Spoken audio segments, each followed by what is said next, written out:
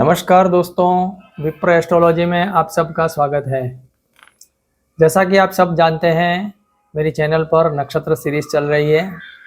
उसमें हमने अश्विनी नक्षत्र से लेके चित्रा नक्षत्र तक हमने वीडियो बनाए हुए हैं। आप सब ने देखे होंगे, आप सब लोगों को पसंद भी आए होंगे।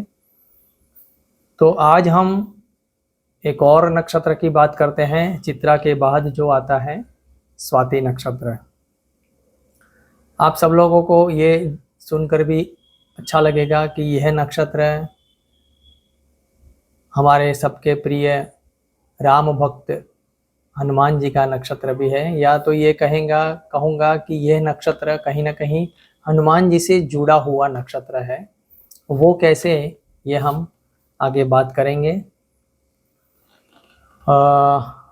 जैसा कि आप सब जानते हैं, ये नक्षत्र सीरीज में ये हम नक्षत्र को किस तरह से जानने की कोशिश करते हैं कि उसका चिन्ह क्या है, उसका अर्थ क्या है, उसके देवता क्या कहना चाहते हैं, और उसके बाद उस नक्षत्र वाले लोगों के गुण स्वभाव और उस नक्षत्र की वनस्पति, उसके गोत्र ऋषि, उसके कुछ उपाय वगैरह की हम चर्चा वीडियो में करते हैं।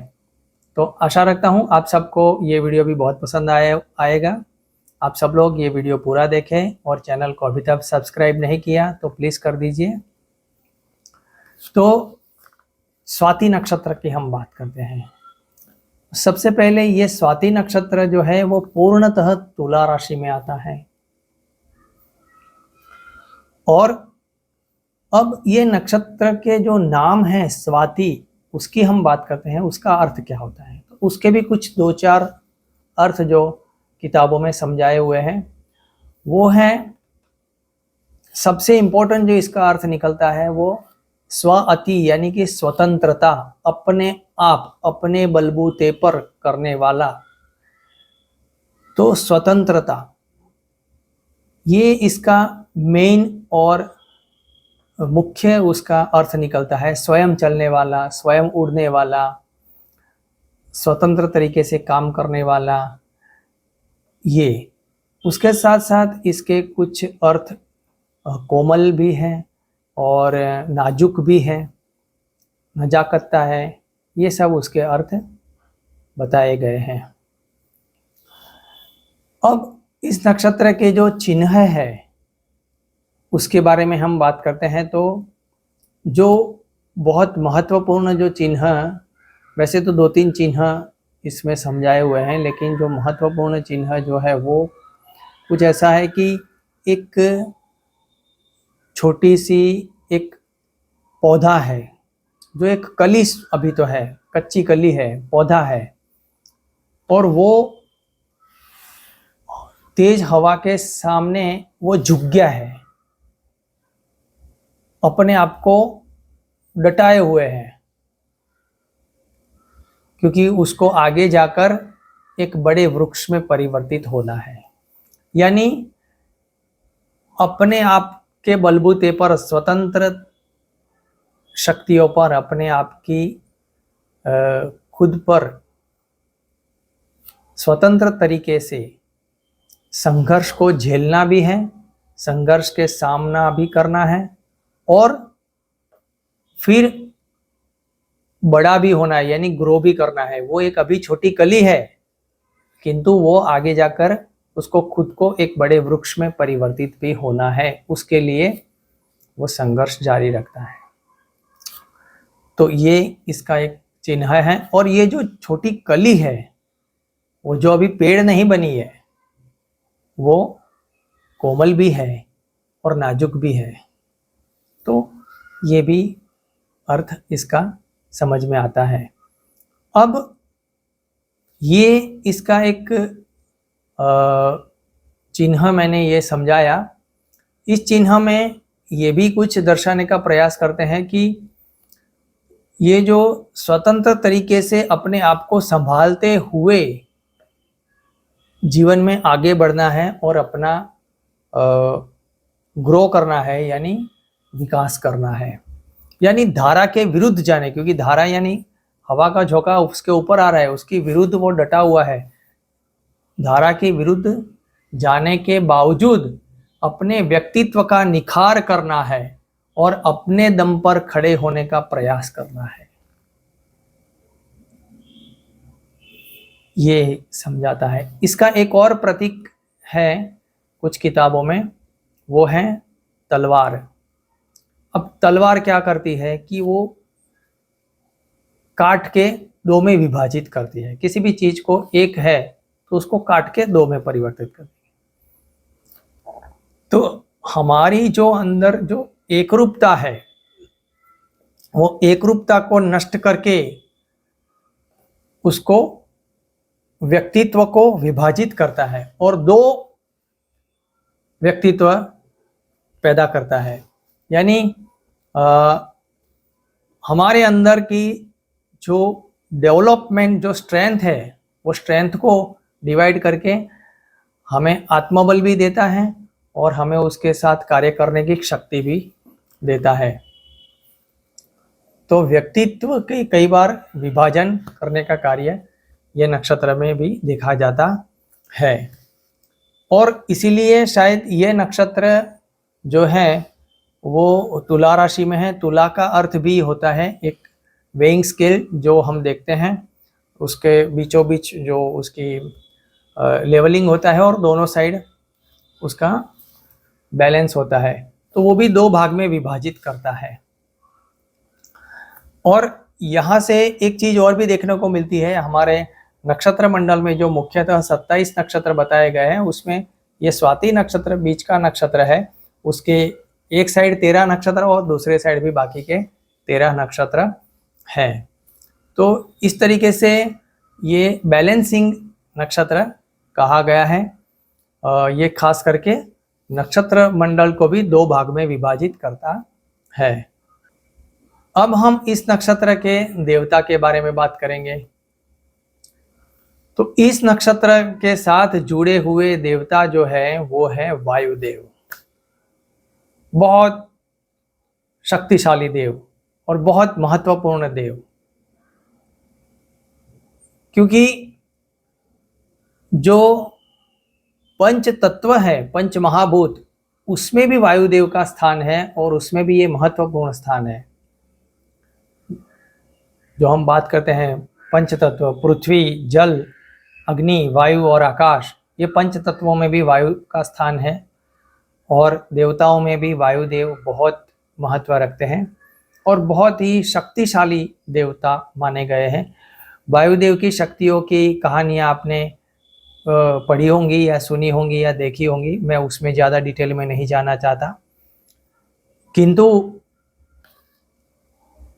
ये एक चीज़ ये कहूँगा जो मैंने कहा वैसे कि वायुदेव के जो पुत्र है हनुमान जी, हम सबके लाडले और राम भक्त हनुमान, जिसके बारे में हम ज़्यादा जानते हैं, उनके अंदर जो शक्तियाँ हैं, उनके अंदर जो गुण है वो वायुपुत्र है। तो डेडिकेशन, धैर्य, बुद्धिमत्ता, चातुर्य, तो ये सब जो गुण है और प्रचंड शक्ति और अपनी शक्तियों का सही जगह पर प्रयोग करना, गलत जगह पर नहीं करना। और कई बार जब गुस्सा होते हैं या युद्ध होता है तो राक्षसों को मारने के लिए विध्वंसकारी भी है। तो ये जो वायुदेव है वो रचनात्मक कार्य भी करते हैं और विध्वंसकारी भी है, यानी उसका कार्य दोनों तरफ से है। और हमारे जीवन में सबसे महत्वपूर्ण जो अगर कोई तत्व भी है तो वो है वायु है। हम सांस लेते हैं तो वायु के द्वारा ही हम श्वास लेते हैं। हम सब जानते हैं कि हम अगर 5-10 दिन भी खाना नहीं खाएंगे तो शायद हम मर नहीं जाएंगे। अगर 2 दिन तक पानी भी नहीं पिया तो भी हम मर नहीं जाएंगे, लेकिन 10 मिनट भी सांस नहीं लिया तो मर जाएंगे।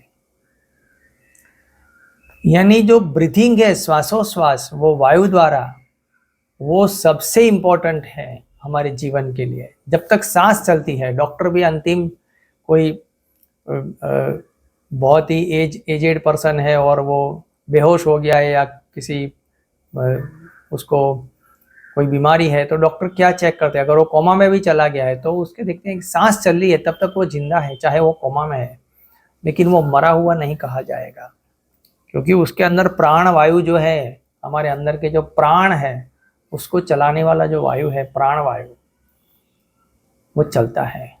तो प्राण वायु, ये वायुदेव का कितना महत्व है। वायुदेव ही वो देव हैं जो हमारे अंदर के जो प्राण को चलाए रखते हैं। यानी ऐसा भी कहा गया है वेदों में कि जो हमारे शरीर के अंदर जो प्राण है वो वायु के ऊपर ही तैरता रहता है। प्राण यानी आत्मा, आत्मा जो है वो शरीर के अंदर निवास करती है और शरीर के अंदर जो प्राण वायु है उसके ऊपर वो तैरती रहती है।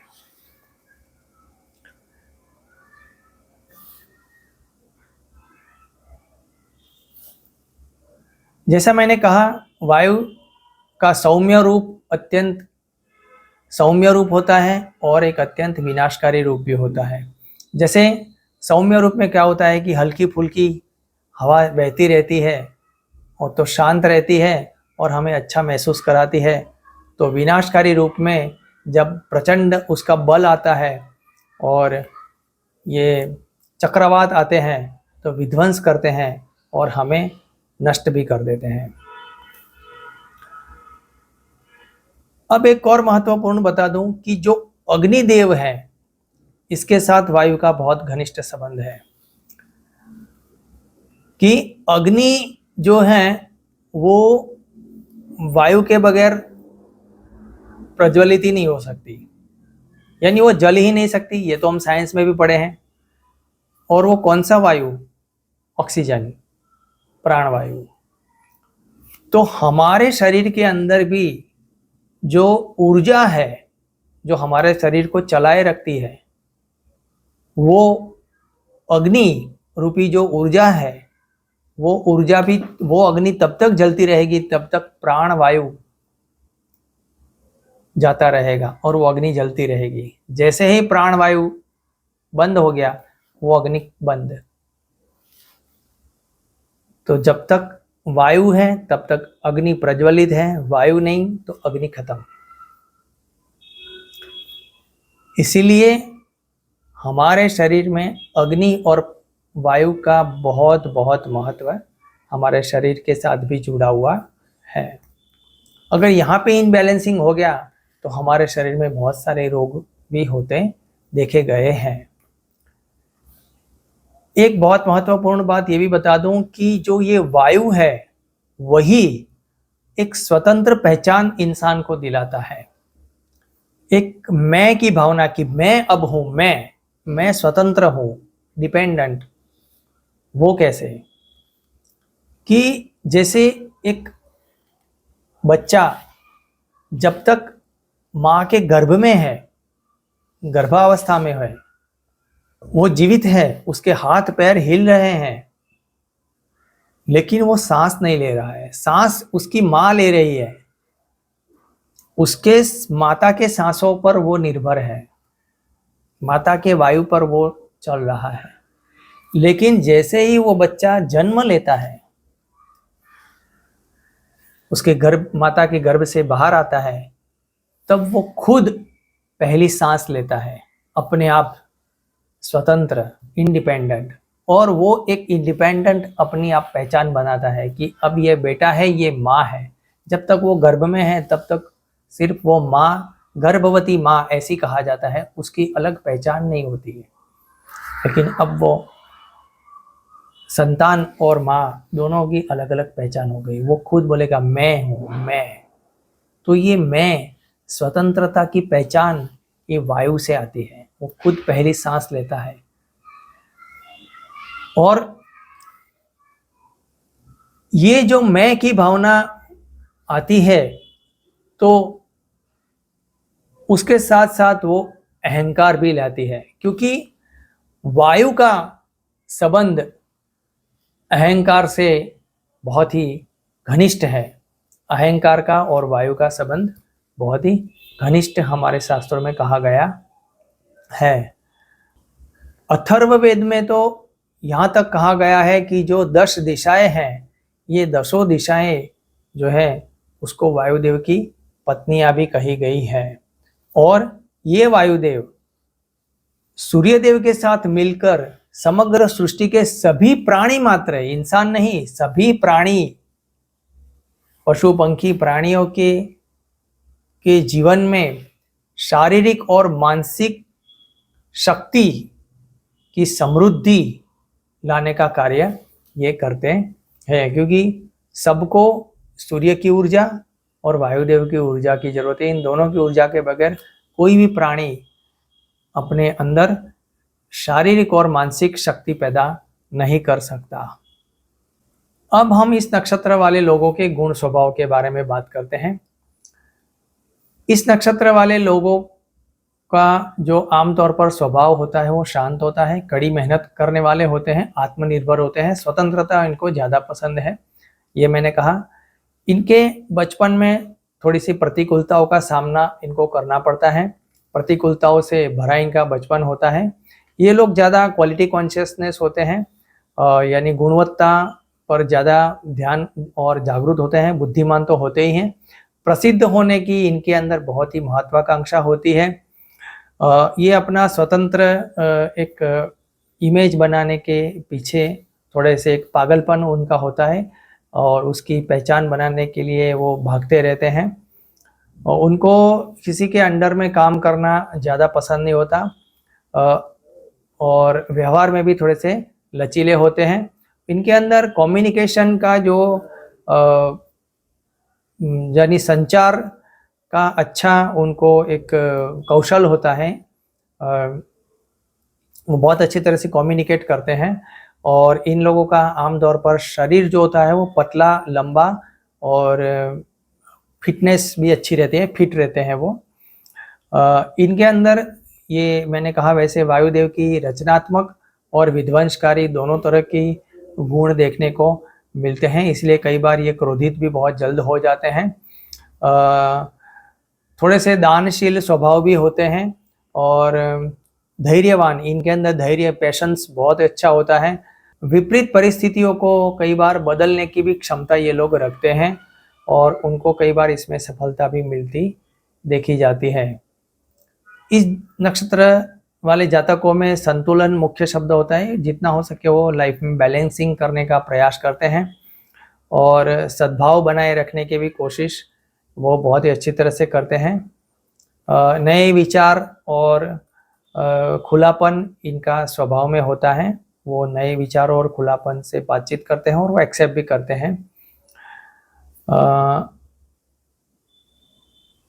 ये नक्षत्र वाले लोग अपना जो जोर है वो ज़्यादातर लॉन्ग टर्म प्लानिंग के लिए सोचते हैं। वो दीर्घकालीन इनकी योजनाओं पर अपना दिमाग लगाते हैं और भविष्य के लिए अभी से इसके बीज बोने की तैयारी करते हैं और इन सब कार्यों में वो बहुत ही अच्छे होते हैं, सफल भी होते हैं और माहिर भी होते हैं।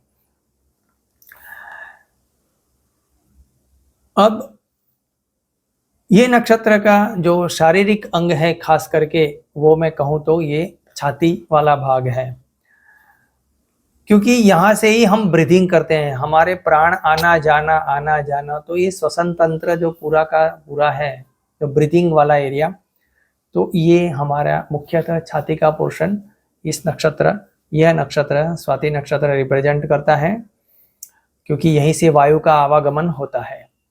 इस नक्षत्र के जो गोत्र ऋषि हैं वो ऋषि मरीचि हैं।